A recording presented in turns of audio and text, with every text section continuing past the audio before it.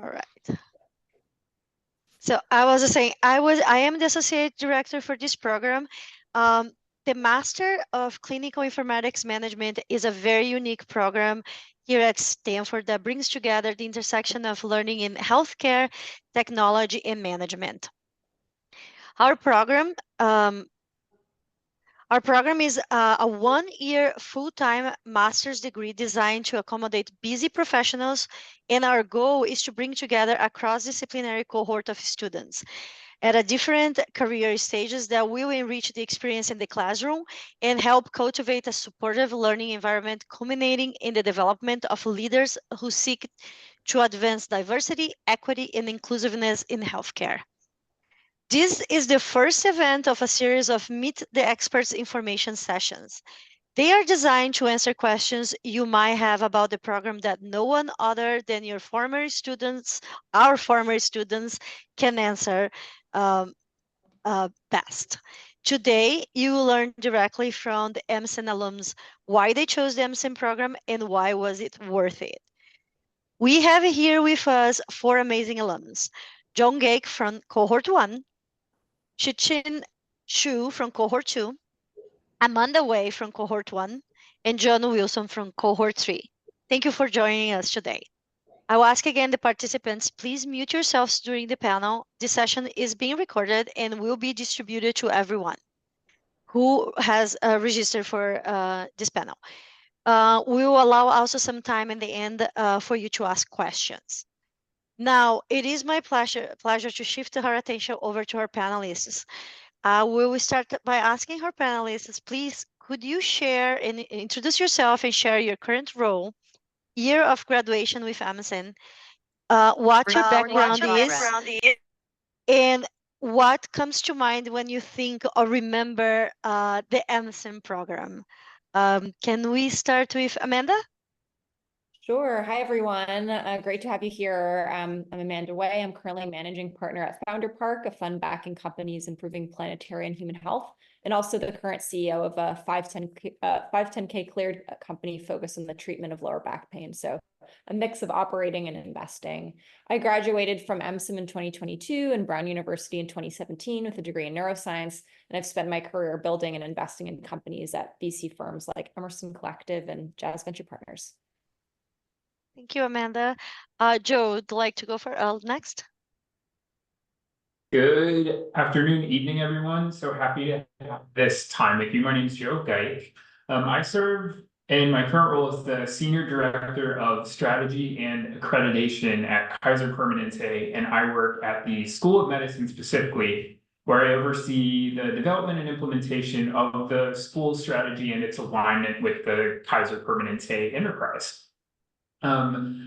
So background, pre-MCiM, I was for over a decade really heavily involved in regulatory affairs, came to California from DC, and very different background from Amanda. I got my undergraduate degree in history. And I wonder, Tatiana, should we say a thing or two about what we think about when we reflect on the program as well?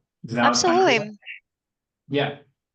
Mine's really easy. I think about the people and how wonderful they were, how much I miss seeing them regularly, but also how they continue to contribute to my kind of personal and professional growth, even 2-3 years after the program began.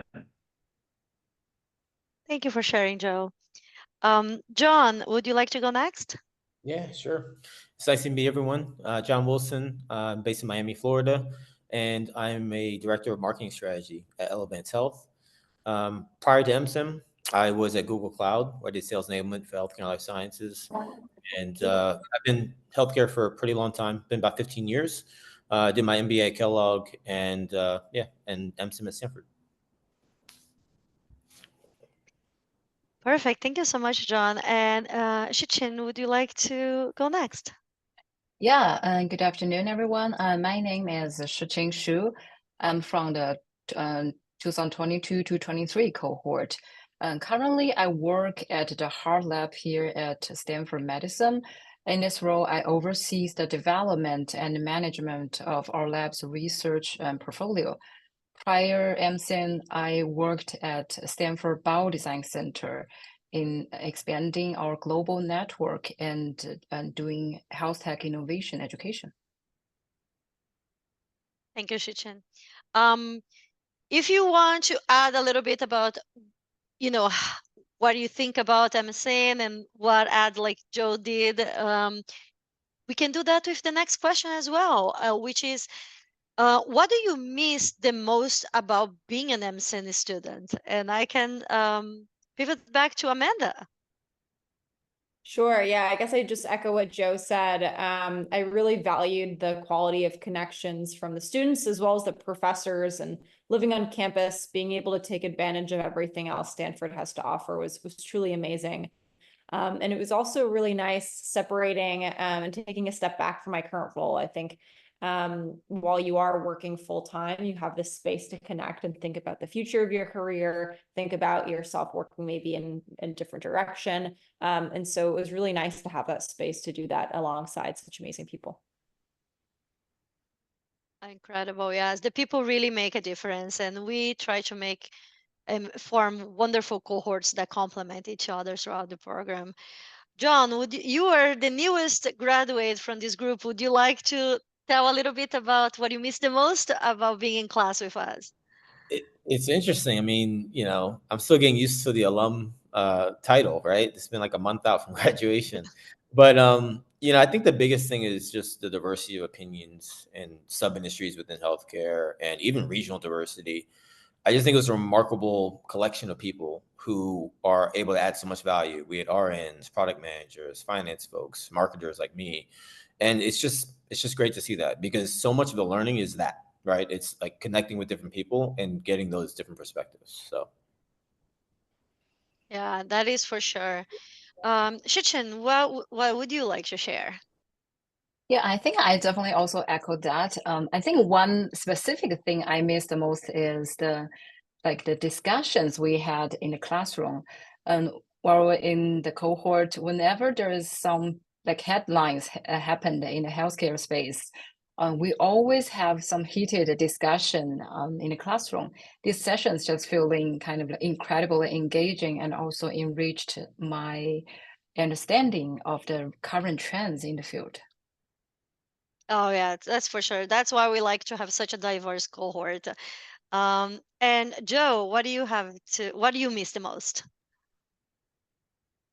Slightly different direction and reflect on how I honestly just miss being on campus. I think Stanford is physically a very special place. For those of you who haven't been on campus there's really nowhere else like it. And it's such a gift and opportunity just to be able to sort of walk the halls and observe the people. And being there physically also sort of opens a lot of other opportunities for you, I think. But I will not be the only person to talk about this, so I'm not going to say much more, but really the wealth of opportunity that being there affords you is unparalleled.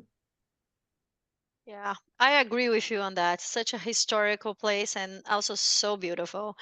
Um, the next question I would like to ask of John and Amanda, and you can take turns, but let's start with what motivated you to pursue a management degree in informatics, and what key factors led you to choose the MCiM program over other similar programs?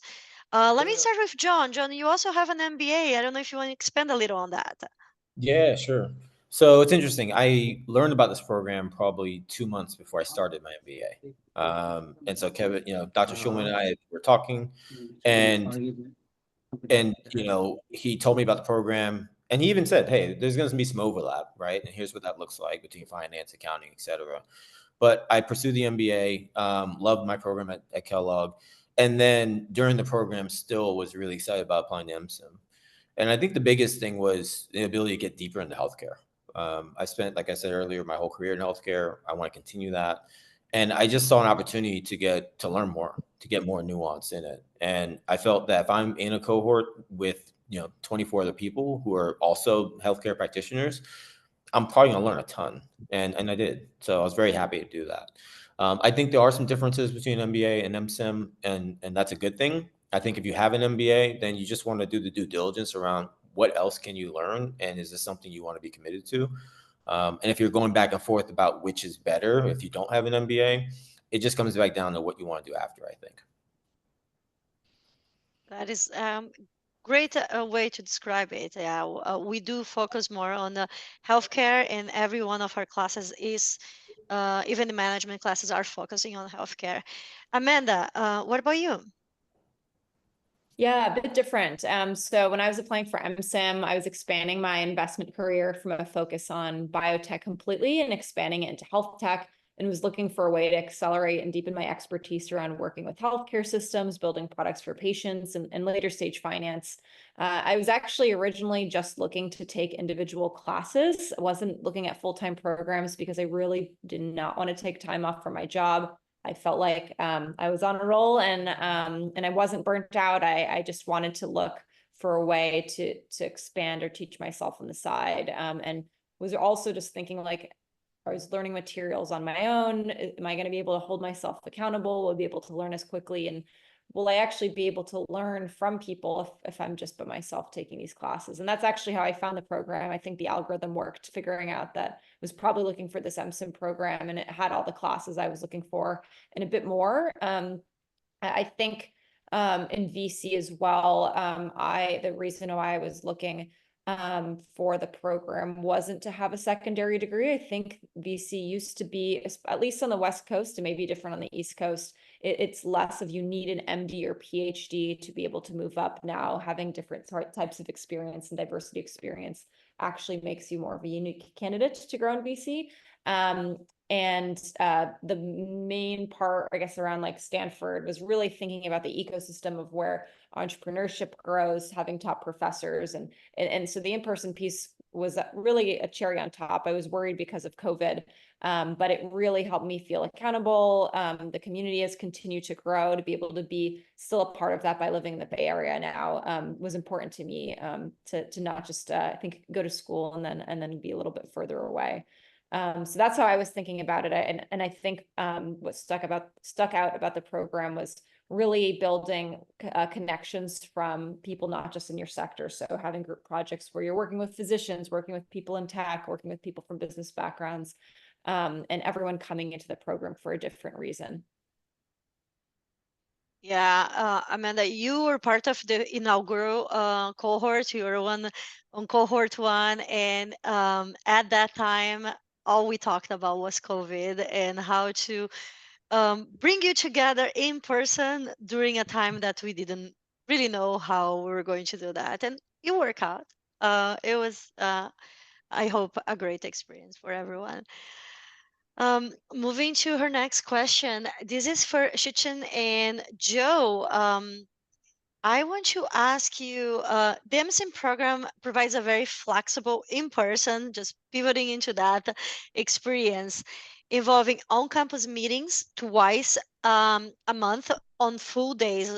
So students will be here on Fridays and Saturdays, full days, throughout the course of a year. How did the program's structure and schedule accommodated your professional and personal life? We can start with Joe. Yeah, Joe. Absolutely. I made the decision to pursue With the Joe. program. Oh, there. Sorry. You can not at all. Yeah, so I decided to pursue the program at a period that coincided with maybe the busiest professional time in my career. Don't regret doing it. Right. I think the reason I don't regret doing that is because the flexibility that's sort of baked into the program allowed me to do both without, really serious consequences for my personal life, my relationship. We were able to find a way through, and I think really continue to do my best work in both spaces. And I think that's thanks to support from classmates, obviously, from professors. And then obviously, I think Tatiana, I'll give a shout out to you. My dog's in the background playing. I'm sorry. But the MCiM team is incredible. As it relates to flexibility and support, they are really always there to listen, to help you brainstorm. If you feel like one thing may be too much, or if you need to accommodate your professional schedule, there's almost always a way that they will find to work with you. And something else that I'm reflecting on related to this question is just the diversity that John was speaking to earlier in terms of the cohort itself. So there are clinicians and non-clinicians and residents and medical students and entrepreneurs and investors like Amanda and designers and educators like Shiqin. And, I think everyone, despite the diversity of backgrounds, comes into the program with the desire to elevate themselves and sort of take their career to a new level. And it is that sort of shared purpose that makes the program extra special and allows you to sort of, regardless of your professional background, really connect with the rest of the folks. Shiqin, would you like to add to that? Yeah, sure. I think when I consider the program, the structure and the schedule of MCiM is major factors in my decision to enroll. And first, I want to share something about like the collaboration with my support network. When I considered enrolling in this program, I had a discussion with my manager and also my family members about the commitment required. 2 Fridays and Saturdays per month is not a huge ask, especially when you consider the values and opportunities and that program provides. And also, I'm a huge believer of the in-person experience. I just believe that face-to-face interactions foster better learning and networking opportunities. So rule out all the online program. And furthermore, I think the length of the program being 12 months, it's also great. And just knowing that I could complete this program in 1 year, make it the process like less daunting comparing to programs and span among like 2 to 3 years. And the 1 year commitment really means that I can see the light at the end of the tunnel. Thank you, Shiqin. I like that you said that. I also wanted to ask someone else. John, you completed the program commuting. I wanted to ask you if you want to talk a little bit about how that experience was for you. A lot of miles. I think I clocked around 100,000 miles. Yeah. So it was difficult. Initially, I think it was you get into a rhythm and you're just going, and then life happens, right? You get sick, family gets sick. I got engaged, I got sick, my dad got sick. Like, things happen, and I think that it's something that Joe said that really resonates. It's you guys. It's like a community, right? Like you lean on your community, you build those bonds pretty quickly with people, and it feels good and helps to propel you forward. So don't think that, you commit to something like this and everything is going to go great. Life's still going to happen, right? But the question is it worth it? The question is, are you going to have support while you're doing it at home and away from home? And, is it, at the end of the day, is it worth it? So, but yeah, it was difficult, but it was definitely doable. And I think in most cases, people aren't traveling as far as me. But I think that if you are commuting, there's certain things you can do to lessen that load. And you can always reach out to people who've done it like me, and, we'll give you some tips too. Yeah. And you were flying across country. It was not a short commute at all. Yeah. So. And just to reflect on what Shiqin said, if you need any support or any help to talk to your manager, just reach out to us. We have prepared many materials that can help you make a good case with your manager on why this program is worth and how it shouldn't affect your professional life that greatly if you are taking 2 Fridays on a month. My next question I would like to open to all panelists is, of the resources and opportunities available to you as an MCiM student, what did you find the most valuable? Amanda, would you like to start? Sure. Yeah. So I was year 1, so definitely the guinea pig class. And Stanford's campus was pretty quiet the first half because of COVID. But the second half of the program I was able to move on to Stanford. And I say it was really, I mean, one, love the program and like access to the professor's office hours, really being able to make the program what you want was amazing. But I also tried to take advantage of everything else Stanford has to offer. You're paying for your full-time students, full-time masters, and you can take advantage of everything from auditing classes, joining clubs, being a part of different startup accelerators, applying to different incubator programs. The opportunities are limitless. I'd also just say, like, being able to bump into people organically while using the beautiful gym facilities, while going to sports games, all of that, like, it was an incredible social experience. I think, again, like coming out of COVID especially, I was craving that. But everyone who's on Stanford campus is thinking about doing something brilliant, and being able to bump into people and learn more about what Stanford has to offer was truly what made the experience special for me. Yeah, for sure. Living and being on campus, it is a truly unique experience. Joe, would you like to go next? Mine is maybe a little similar to something I shared before, but obviously, in a program like this, there's a lot of project-based work, and a lot of the project-based work is focused on, or can be anyway, let's say the education environment in Silicon Valley, or health systems like the one that surrounds you at Stanford. And I think when you are a Stanford student, particularly on Stanford campus, but also outside, people really don't turn you down for meetings. Like, you can really cold email or cold call, and folks say yes. So a fun example was that I was working on a project with a couple of classmates, and like, we really needed to speak to a few different neurosurgeons with some highly specialized experience. And these are folks who, I think their calendars sort of speak for themselves. We figured, what, let's just try. We're going to reach out, cold email, see if they'll take a couple meetings with us to help us think through some issues we're dealing with. And like, I would say, like, within an hour of sending the emails, we got affirmative responses, and we had meetings scheduled within the week. So it's just an illustration of the types of doors that open to you, being a student, being in the program. And you only wish that maybe the program was longer so you could go on taking advantage of those. But while you're there, it really is an incredible opportunity. Yeah, I have to agree with that. John, what would you like to share? Yeah, no, that's a great example.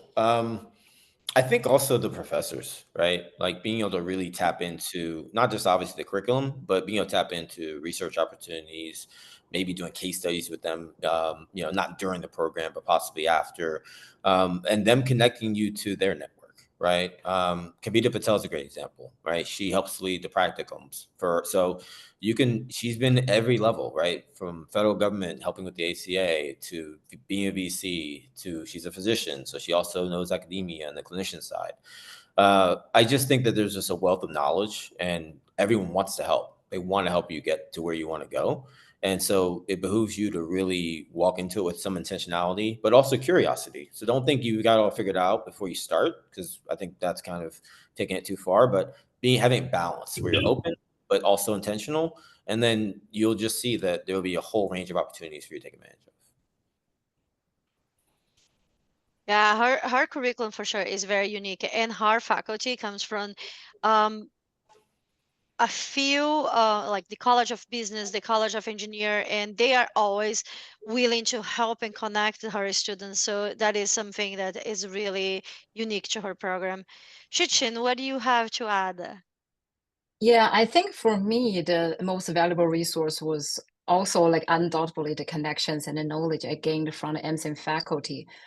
For example, our business strategy class was taught by Stanford Hospital's CFO and the Chief Medical Development Officer. Just thinking about having such a high level of executives as instructors provide us with some insights into the inner workings of healthcare management. The class cases we work on were not just exercises, and they were based on real-world proposals at Stanford Hospital. It just gave us a taste of what it's like to tackling this kind of like significant issues in a top-tiered academic and medical center. For instance, we even have the chance to attend vendor meetings with the Stanford executives, which was eye-opening experience. Seeing firsthand about how this kind of high-stake negotiations and decisions are made was incredibly valuable. Wow, those are great examples, Shiqin. I didn't even know you did that, but that's incredible. My next question is for you, Shiqin and John as well. And it is about the curriculum. We have someone asking on chat about your favorite classes and professors. So if you can speak to that as well. So the question is, the MCiM curriculum offers a very unique blend of courses from experts in the fields of business, technology, medicine, and management. Could you please share how this set curriculum exclusive to MCiM students gave you the skill set to excel as a leader in your field? Shiqin, do you want to talk on that? Yeah, I think I can highlight maybe two key aspects of the curriculum that I benefit most. So first off, I think the ethics classes spanned all 4 quarters was incredible helpful in preparing me to tackling ethical challenges, especially in the stage of AI. This preparation just have been so valuable in my current role. Ethical considerations is a big part of our health equity research. They are also crucial as we just considering incorporating digital technology into our clinical operations. And secondly, I think this also can answer the question like my favorite professor, as I treated this curriculum as a self-discovering journey and staying open on like whatever caught my attention. To my surprise, the data-driven medicine class taught by Nigan Shah was particularly interesting, showing me how clinical data can be used to generate real-world evidence, also like improve healthcare outcomes. This kind of passion, like new passion, pushed me to do a practicum project with his data science team at the hospital. Through that project, I have the opportunity to work with data scientists, physician leaders, informaticists, and also administrators. And the skills and experience directly kind of led to my current role. In my current role, I manage interdisciplinary research focused on using EHR and imaging data to enhancing heart disease prevention. So I definitely did not plan like this, but it's just like one class lead to a practicum project and one project will lead to a career pivot. Well, that is incredible. And I have to say, Professor Nigun Shah, it is a fan favorite at MCiM program. I think everybody can speak to that in this panel. John, what would you like to share? Yeah, no, I second some of that, and that bioethics was fantastic with David Magnus. I think that when you think of bioethics, particularly where we're headed with AI, how are we integrating that in the models, right? Whether foundational models or otherwise, and ensuring that we're following certain ethical principles. That's really important, particularly for healthcare.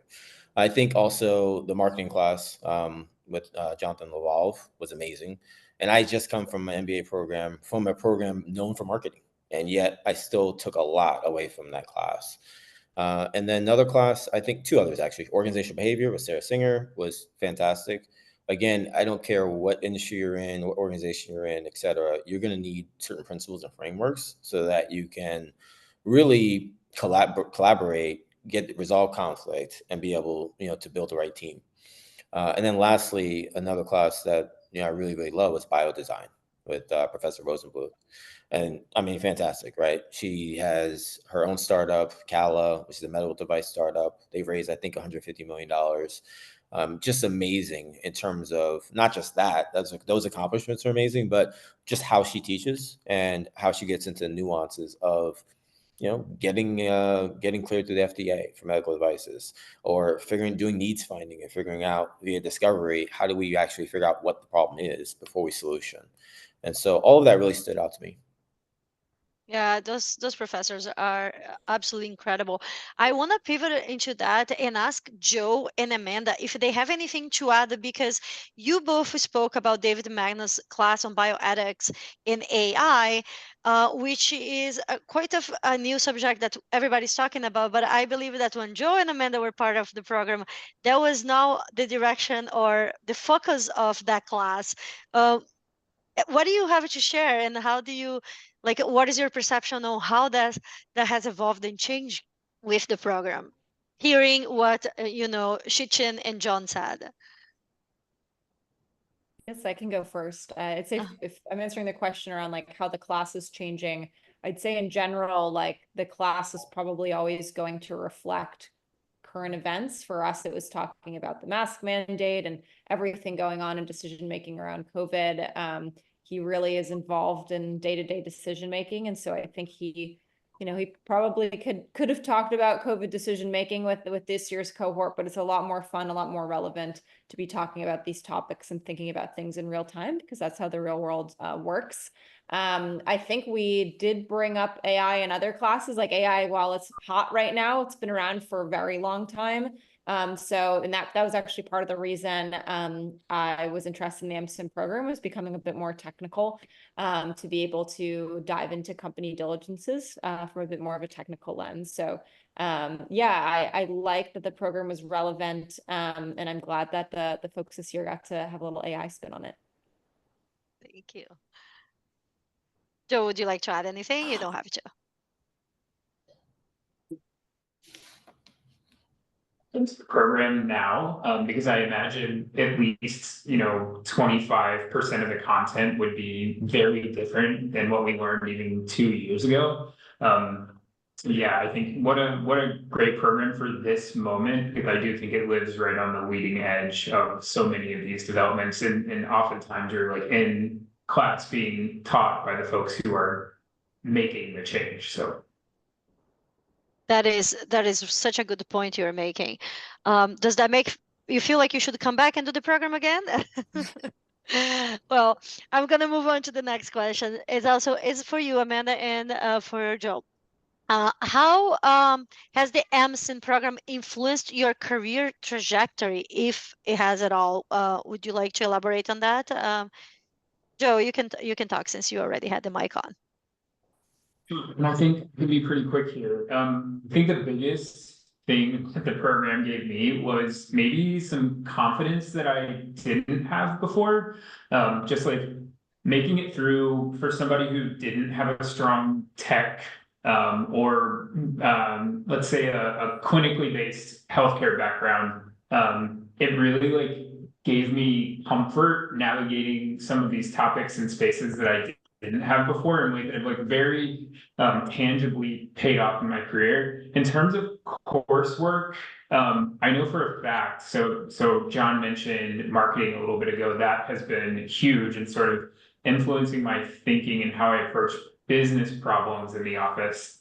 And then also like the accounting and finance class, I think gave me some hard skills that I just didn't have before. I, simply had not taken coursework in those spaces or had extensive professional experiences. But as I was interviewing for my current role, which I moved into after graduating from MCiM, I was able to point directly to having taken those classes and applied some of that in a way that I think really elevated me into contention for the role that I'm now in. So I think in, again, really tangible ways, the program has influenced my career trajectory. Incredible. Amanda? Yeah, so during the program, I switched firms. I left my first job where I was for 5 years and moved over to Jazz Venture Partners. And then a few years later, I can't believe it's already been over 2 years, I went out to go build my own firm, and felt really empowered. I'd say one, having this Stanford ecosystem, and I've been in Silicon Valley for about 8 years now. I'm originally from the East Coast. And there was something really powerful of having these close relationships to a top like healthcare system in the ecosystem that I lived, and being able to continue to go back onto campus and be able to talk with everyone that I worked with and continue to get more information and more introductions. Was like kind of like Joe said, it was like very confidence inducing, very inspiring. I'd also say being in the program pushed me to think about how I should be impacting health from a broader lens. I was purely in the program initially thinking about just staying in venture. And since then, while I still have a foot in investing, I'm shifting over to be doing a bit more of operating as well. And so I think it was really nice to have mentors, have people that I saw doing what I wanted to do, and really energized everyone to think about unique ways that they could bring their skills into different areas of health. Yeah, we definitely have a very healthy mentor list that are available to exclusively to our MCiM students, and um they love to help as well and be available to our students. Thank you.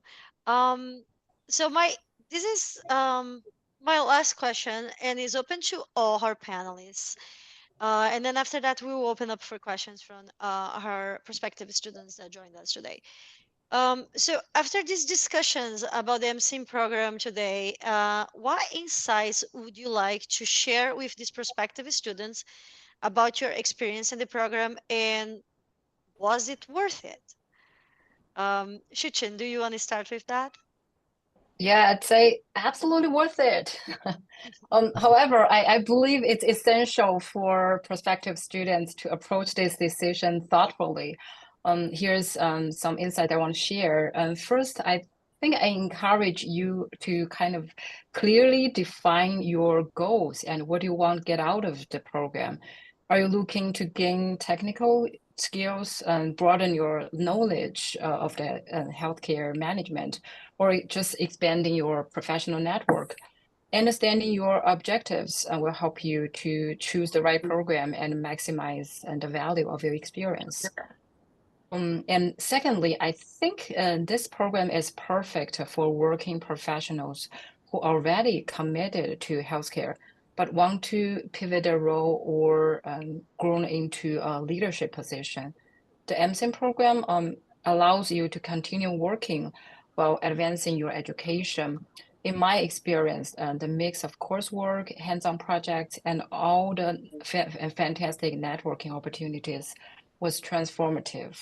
I think this gave me just like a comprehensive skill set and a deeper understanding of the healthcare landscape.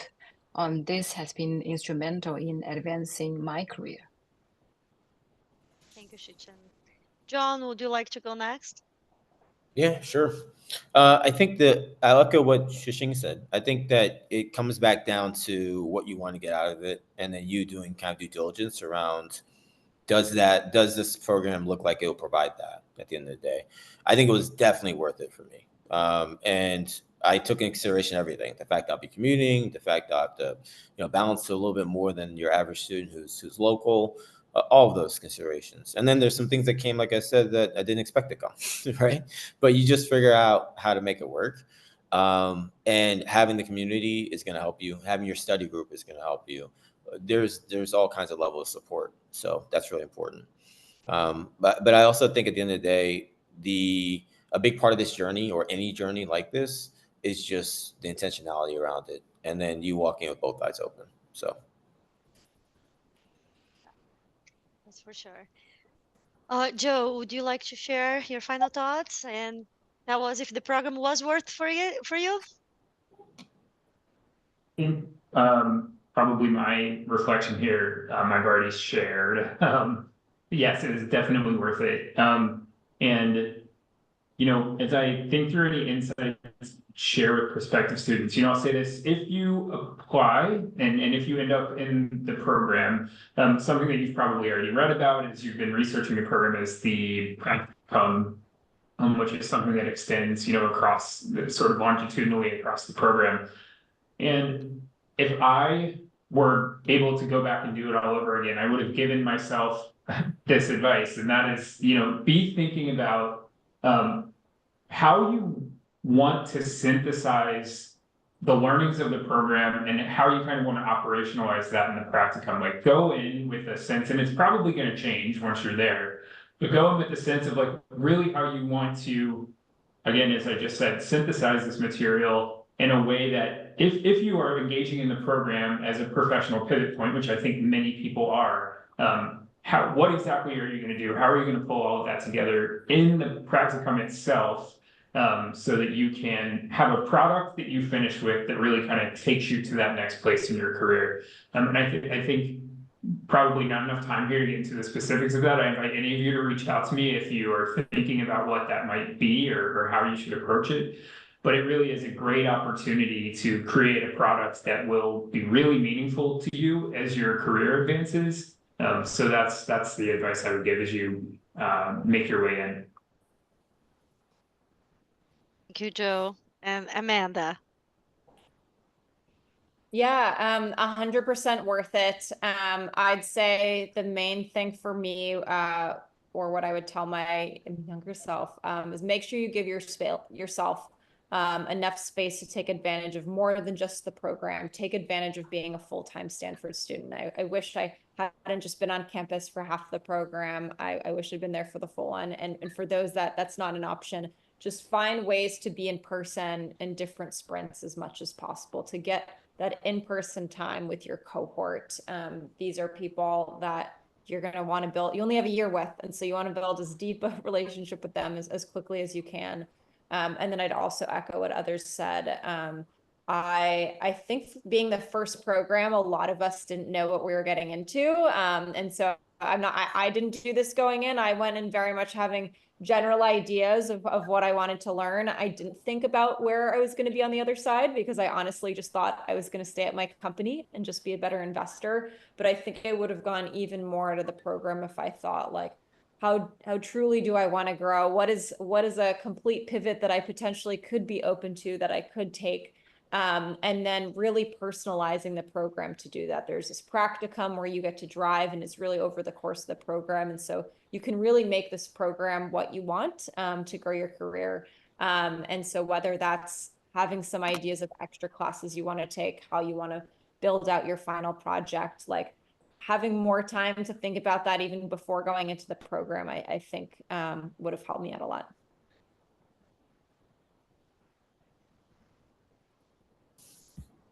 I am muted. It's really incredible how this program draws people in from several career levels and different career like subject matters, and it is beautiful to see how you as a cohort come together and collaborate and just share all your knowledge. That what makes this experience very unique. We are open up for questions right now. We have a few questions on the chat. We will start with the first one, and then we'll go over these questions and then open up the mic if we still have some time.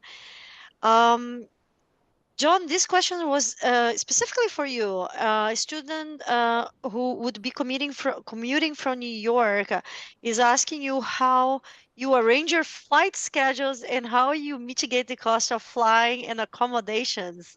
Do you have any insights to share? Yeah, I think they probably should just reach out. But I think the biggest thing in general is a couple of things. Just be super intentional about schedule booking early. And often you'll find that if you book earlier, you'll get cheaper flights. Have a couple of preferred airlines. That helped a lot. Have a preferred hotel or Airbnb, but I went hotel, so I wanted my points. And then I had to do red eyes just because I wanted to get back in time for work and things like that. So I did red eyes Saturday night after class, and then I would come in on Thursday night before class on Fridays. So I found that worked for me. I think coming from New York, we had a couple people who did that, and it was similar, right? So yeah, I think it's definitely doable. It just comes back down to just being really intentional and having a game plan. And if you do that and stick to it, you'll be fine. Thank you, John. You were truly a champ this entire past year with your traveling and being there in class. We have a question for Jamie. What are the majority of career backgrounds for this program? I have a science background in lab setting and wondering if the program would be helpful. Um, any of you would like to share like your opinion of what the backgrounds in the classroom were? can mention this. It might be different for every cohort. I'd say our cohort was like 1/3 physicians, and I'd say a mix of physicians that were like pure surgeons, like had not touched business tech, like pure physicians, to those who were starting to dabble. 1/3 coming from tech, and 1/3 from business. So like business coming from things like venture, consulting, things like that, and tech, having some product managers, engineers. Not everyone in our cohort had a health background. One of my good friends was had never touched health in her life, and was looking to pivot into health, and now she's working as a director at a Bridge, a company in the health AI space. So you can truly use this program going 0 to 100 to learn about the healthcare system and really dive into that material. And I'd say everyone came in with different exposure to like how the healthcare system works, technical experience in the classes, like basically had different levels or different experiences based on your background. So if you're someone coming from a technical background in our informatics class, like probably was pretty easy. But also if you didn't have that background, like you didn't have to go full coding if you didn't want to. You could if you wanted to get that exposure and maybe pivot into something a bit more technical, but you really got to choose how deeply you wanted to dive into something. And again, most projects, homeworks, the idea is that in real life, you're collaborating with different teams and people from different backgrounds. And so on a project, I'd be working with a physician that understands the healthcare system well, someone who codes, someone who's built something. And so you learn not just from the class, but from people with different backgrounds. If anybody else wants to add to that, but I also want to share, just to tag on what Amanda said. We usually try to create a very diverse cohort. Is usually what Amanda said: 1/3 clinicians, 1/3 with a business background, 1/3 with technology. So we can make great discussions in the classroom. And when you're working in groups, you have a little bit of everything in your group. We also like to have a cohort that has people that are very early on their career, just came out of undergrad or hasn't worked much, as well as senior career. You always find someone that has retired or was a CEO or just decide to go back to school, and that makes up for great discussions in the classroom as well, because you get a little bit of every walk in life there. I have another question here. If anybody, if you want to add to that, I will allow you. But if not, let's move on to the next question. Can alums provide guidance for the application process and what they felt helped them to get selected? That is an interesting question. Do you feel like there is a trick to that? No, there's no trick, but maybe I can share my 2 cents. It's as I'm preparing for the application process, one, it's really helpful to think hard, looking back of all my career and all my kind of education experience, trying to connect the dots, find some common themes. What is about me make me very unique? And I think also another thing is very helpful is, as students, how can you contribute to the program? So you are not just coming in like taking all the knowledge, taking all the network. It's more like how can you add value to this program, to your cohort, and to the big community? That's my 2 cents. Yeah, I would definitely echo that. I think that that's really a big part of it. Talking about who you are as a person, and like you said, Shiqin, connecting the dots, right? Because often we tell part of the story, but you just gotta connect those dots so that you can tell the full story without being too long-winded, right? You still need to be concise. But I think that that's a big part of it, and then being your authentic self, right? Trying to be something you're not, it's just not going to work. And then adding value to the community is a big part of that. I think that essentially you want to present who you are and be thoughtful and empathetic, and then hopefully that is continuing to be seen as you enter the program, finish the program, etc. So yeah. Well, you heard here first from the experts, so there is no trick to it. All right, so we have another question here from Festus. What kind of mentorship or advising is available to students throughout the program? Would any of you like to share that? You can share your own personal experience as well with mentors if you had any that you believe was valuable to you. Yeah, I mean, I'd say I didn't have one specific mentor. I know some people though took different paths to do this, right? Some folks got extremely close to certain professors, and typically that'd be because it was similar backgrounds or they were going into something that professor was an expert in. So they just got close to them and then utilized that as a mentor relationship. And some other folks use, there's a, I don't know what it's called, but it's like basically a list of advisors. I think it is MCiM advisors that we have. And you can go through that list and essentially pick someone off that list and, you know, build a relationship with them. We also have, I think it's BioConnect or Bio, I forget the name of it exactly, but the whole platform essentially where you can seek a mentor on the platform. You build a profile, your interests, et cetera, and then you could seek out a mentor on that platform. And then what Joe said earlier, I mean, you being a full-time Stanford student, having Stanford email, you'd be shocked at how many people are open and willing to connect with you. And again, you can reach out to certain people who you're interested in connecting with and see if that blossoms into an organic mentorship. So I think there's just a lot of pathways, and the more you are intentional about what you want and who you want to connect with, then the more likelihood that's going to happen. Yeah, for sure. And we do have a whole set of mentors just available to all the MCiM students, and they can take as much advantage of that as they want. Or if they don't want to pursue that path as well, that's also an option. I have another question here for Kenichiro. I understand that diversity is one of the critical values of the program. What are the commonalities of characters of your classmates? I am a dentist with a business background, but I wanted to know more of the personalities. I think it would be different for each cohort, but I will let the panelists talk on that.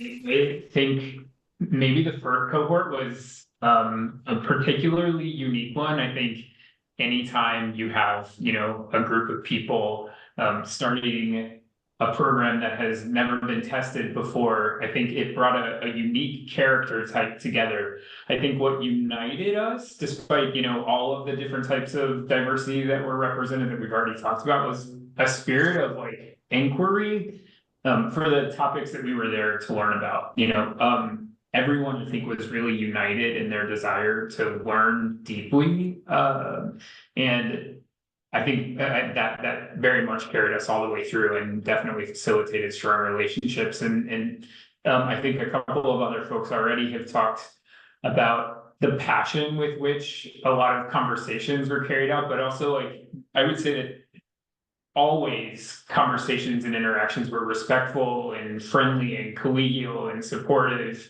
And beyond all of that, like I think folks in the program like encouraged you to go deeper and think harder and consider different perspectives. So you know, I think there was some like unity in all of the diversity that existed. And it was, yeah, incredible. I imagine the same thing was true for cohorts 2 and 3.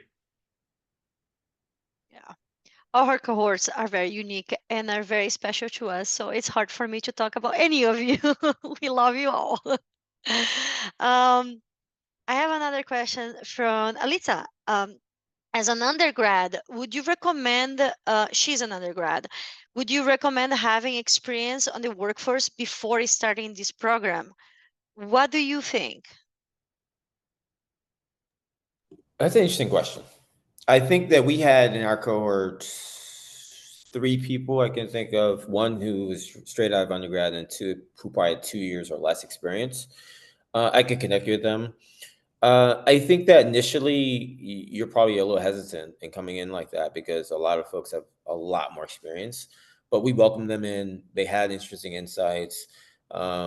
I don't know what it was like to go through it at that level, but I do know that they probably feel that it was a great program to do and that it definitely better prepares them for that next step because you have access to so many people with so much experience, so much more experience than you. So if you can build those connections with them, you can learn a lot. So yeah, I can definitely connect with them though. Thank you, John. I can add on to that. We similarly had some great folks that just came out of undergrad.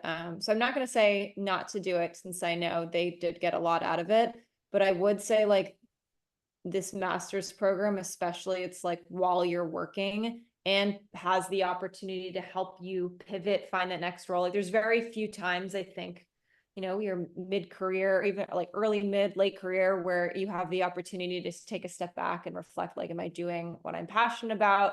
Do I have people around me who can support me in a transition? And so I think if you start at undergrad and you have a job you immediately don't like and you're like, I just want to pivot immediately, maybe, but I do think it was nice to think about like what skills I had, like seeing how they actually contribute, seeing how they maybe could contribute to something else, or being inspired by those around you to maybe choose a different career path or similar but different career path. So I'd say for at least from my perspective, like I felt like while I guess this was 2 years ago, like I wasn't right out of college, but I was like 3-4 years out of college, and I still felt like I was like, oh, I'm a little bit on the younger side, enough experience to know I'm looking for a bit more, looking to change directions. But I remember even wishing like I had like a little bit more work experience to like have taken advantage of the program even more. But that was my own personal experience. Thank you so much for sharing that. We have time for one more question. We're at the time, so I'm going to ask Aditya a question. And if you did not get your question answered, don't worry, I will follow up with you. So Aditya is asking, how technically inclined is the program? She has an MBA and work in healthcare IT, and she's looking to deep dive into IT health care systems, data, AI. Do you learn about AHR systems, database management concepts, or AI models? What do you think, panelists? I think we touched all the topics you mentioned, but I'd say this program is not like very technical, so it will not go into all the details like building AI models or things like that. It's more like a general give you some big picture, like how the healthcare data system work and how kind of the entire like data lake or like all kind of like a big picture thing. So if you're looking for some particular program helping you to getting better at more technical skills, maybe there's a lot of like camps or even some online courses, trainings you can take. I don't think the MCiM program is like a very focused on technical skills. Yeah, I would agree with that. I mean, I think the closest we got to that was two areas, like data-driven medicine with MCiM, and then biomedical systems with I forget his name right now, but you get into taxonomies and so forth, and coding, Snow and CPT codes and all that stuff. But at the end of the day, it's more so about how do we really create great managers and leaders. And so that's why it's holistic in the way it is around business, technology, medicine. And so with that thinking, I think it's less about you being the person who's coding or doing X, Y, Z, and then you being able to understand the big picture, as Shiqin was saying, and then being able to then lead teams, right?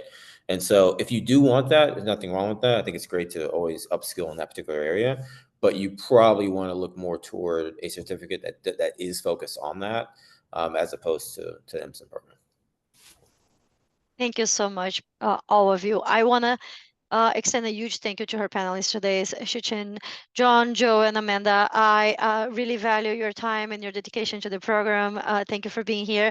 I have put her email address on the chat, as well as her application checklist you can download on our website, and a link to chat with one of us. Make an appointment if you still have more questions. I'll follow up with you that asked questions that didn't get answered today. Our application portals will open on September 12th, and I will be sharing this presentation with everybody who registered today. So thank you very much, and have a great evening, everyone. Thanks, folks. Feel free to reach out, LinkedIn or what have you. Have a great night. Thank you. Thank you.